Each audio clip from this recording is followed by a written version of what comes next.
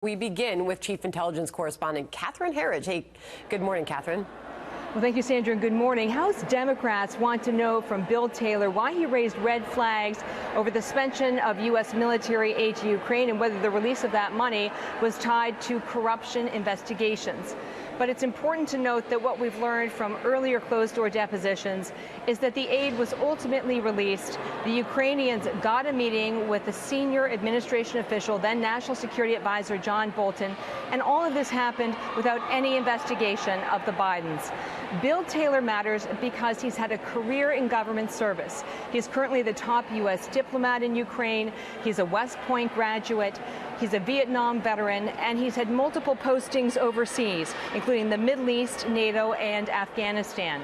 But the reason he's in the spotlight is because of these text messages from September of this year, where he's exchanging messages with Gordon Sondland, who is the administration's point man for the European Union.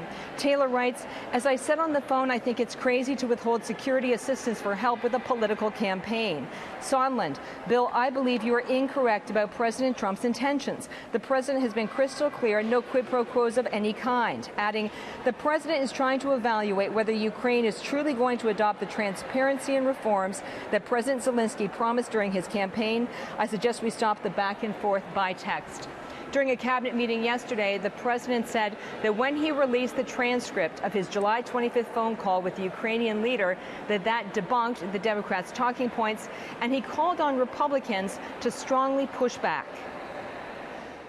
The Republicans have to get tougher and fight.